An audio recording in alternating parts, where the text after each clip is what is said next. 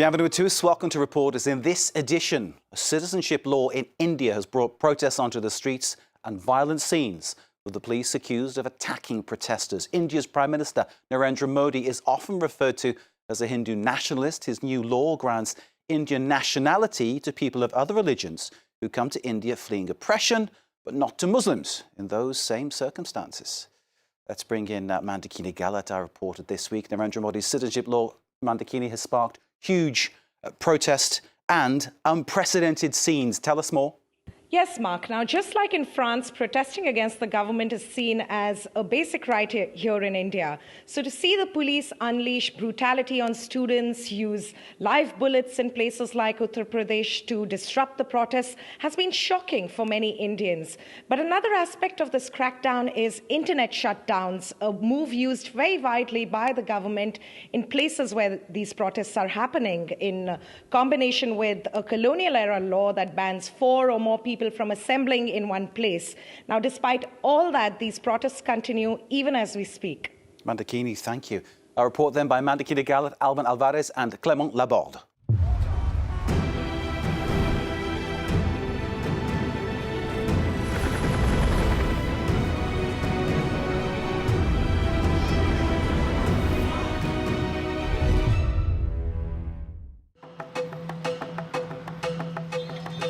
Today, hundreds of thousands of people are expected to gather for peaceful protests against the government's controversial citizenship law across India. Come on, let's go quickly.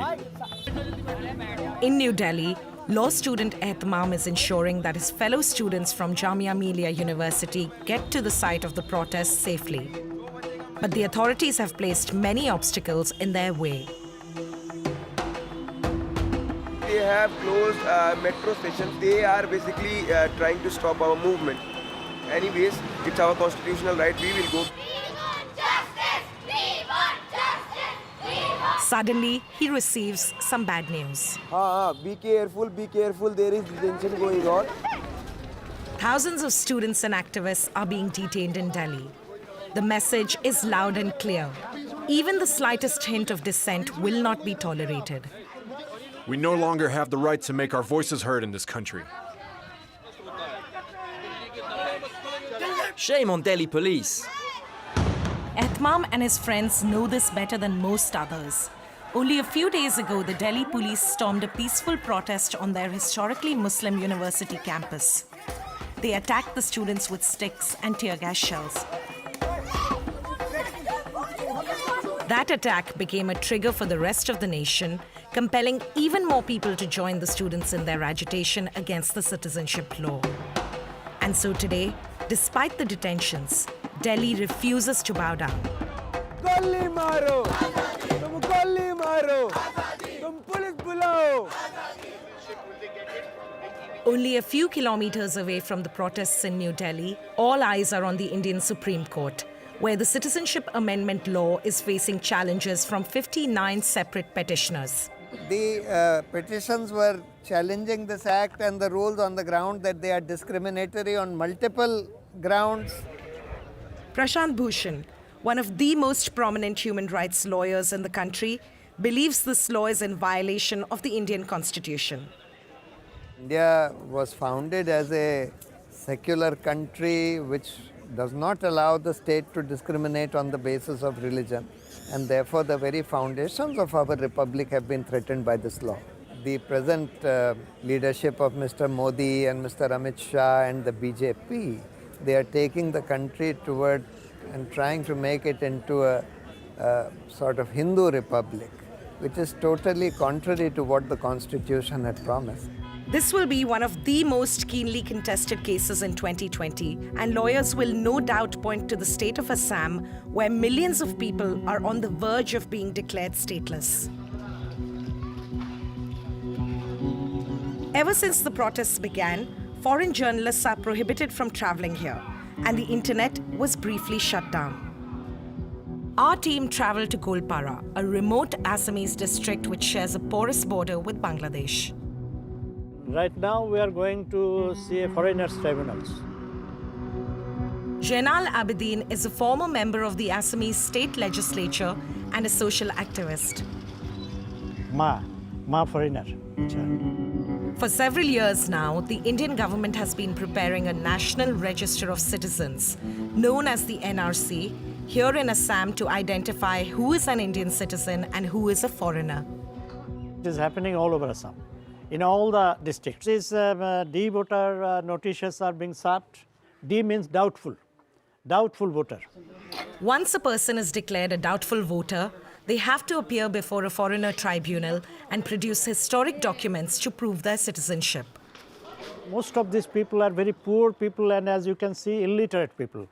And they have to arrange a lot of money. They have to engage lawyers. And some people have to sell away their landed property, their cows and their houses. And even after that, even after spending so much of money, well, many people do not get justice. They are declared foreigners. And then they are arrested and put in detention camps. Shortly before we traveled to Assam, the Indian Prime Minister made a speech raging against the opposition for spreading fear and rumors about the Citizenship Amendment Act. Congress और urban नक्सलियों द्वारा उड़ाई गई detention centre के अफवाहें सरासर झूठ है, बद इरादे वाली है, देश को तबाह करने के नापाक इरादों से भरी पड़ी है। ये झूठ है, झूठ है, झूठ है।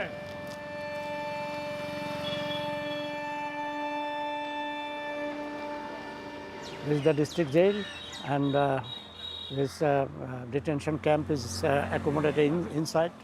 Prime Minister said there are no detention camps, but we wonder how a man like him could say like that when there are 6 detention camps already existing in Assam. At the end of August 2019, the government published the NRC and declared 1.9 million people in Assam effectively stateless. Most of them were Hindus, and the citizenship law will now grant them legal rights. It's unclear what will happen to the Muslims. The BJP government knows it very well that these people are not going to vote for them. So when they are sure that they will not vote for them, at least their voting rights should be curtailed. These detention camps are off limits to journalists. But we were able to film inside a new camp that is still under construction, only 15 kilometers from Golpara. When it's ready, it will house 3,000 so-called illegal foreigners. The only non-official to ever get a glimpse of the conditions inside a detention camp is the activist Harsh Mandar. And what I saw was something close to hell, because these are not detention centers. They're really prisons within prisons. The people living there don't even have the rights that, say, a murder convict would have. They don't have an open space where they go out to. They don't have work. Most importantly, they don't have parole. Now, like many others in the country, he fears that Prime Minister Modi's government will carry out a pan-India National Register of Citizens, casting doubt on the citizenship of millions of people. And then at the end of it, all the people who would be unable to produce documents, except Muslim, there would be a way out for them. But for Muslims, so what you will do in the end is to strip them of citizenship rights. It's so close to the graded citizenship that we saw that happened in Germany. It's a charge that Prime Minister Modi's government now vehemently denies. Back in Delhi, students are not placated by the Prime Minister's denials. Several weeks after they first began, Ehtamam and his friends are still on the streets outside the Jamia Millia University, now opposing the NRC along with the CAA. CAA and NRC, these two laws that have been brought in India is on the very inception of it is anti-constitutional. We are channelizing our anger here. We will show that we are not afraid of you. Behind the scenes, the Jamia Coordination Committee, a core group of students from the university, meets every night to coordinate the protests. We were given exclusive access to this meeting. एक बात है वो ये I want to say something. I translated today's press release, and it doesn't go far enough. You don't criticize clearly the law as being anti-Muslim. You only wrote anti-democratic and anti-constitutional. But to start with, it is anti-Muslim. And you need to say that loudly. And if you can't say that, then please don't call yourself the voice of the nation.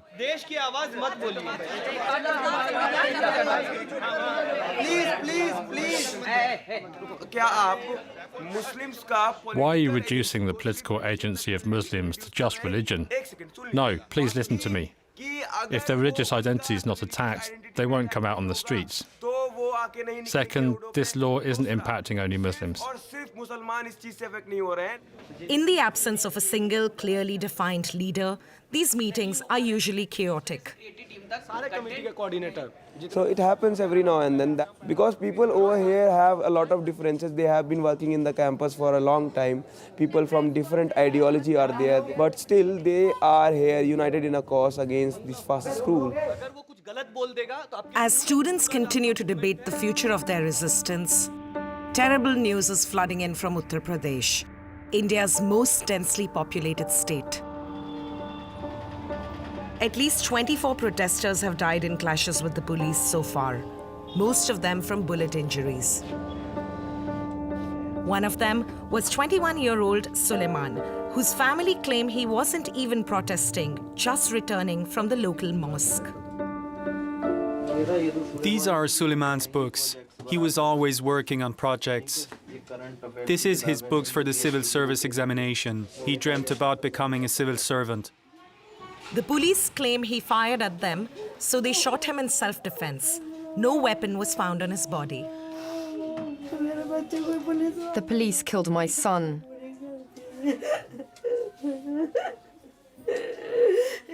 Doesn't the policeman who killed my child have a mother or sister?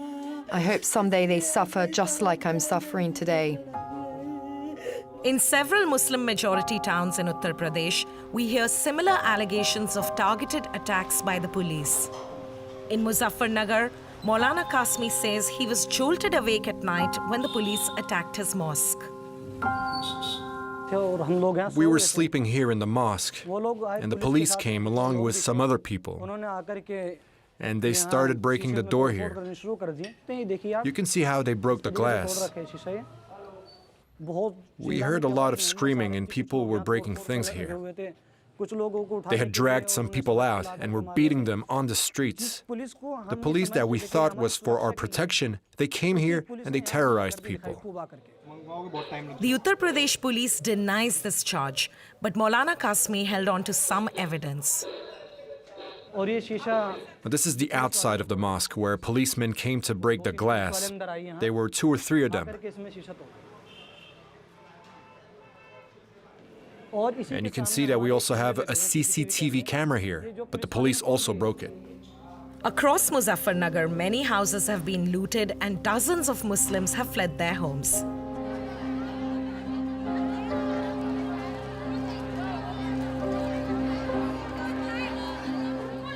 Amidst reports of human rights violations by the police, the government insists that it is these protesters who are violent. Out on the streets, it's a narrative that cracks under scrutiny.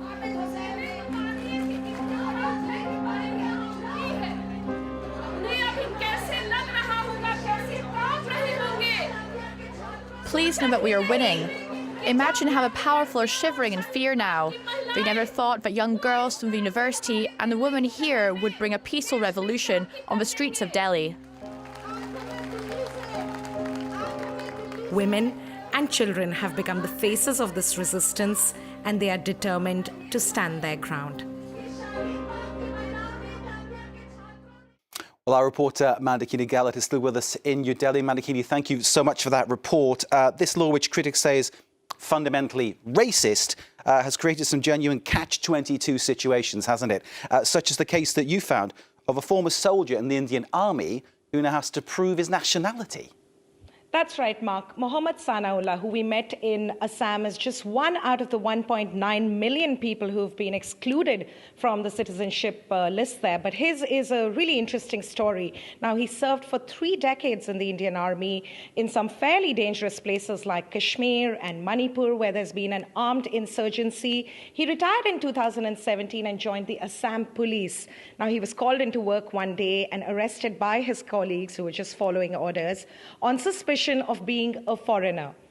And he was sent off to the detention camp in Golpara. Now, luckily, he was able to make bail, a luxury which not everybody in Assam can afford. And like a lot of people there, he's still fighting his case in the court, and he's obsessed with his identity documents. Let's hear directly from him. These are my documents written in the local language. This one is from 1966 when my father's name was on the voter list. This is the photocopy. The original is with the court because it's part of my ongoing case. I also have documents from 1957. See, it also lists my date of birth. It is such a Kafkaesque situation. Mandakini, there is a lot of anger about this across India. And let's not forget, of course, India home to over 170 million Muslims. That's 13% of the actual population. Is there any way out of this dead end, you think, without Prime Minister Modi losing face?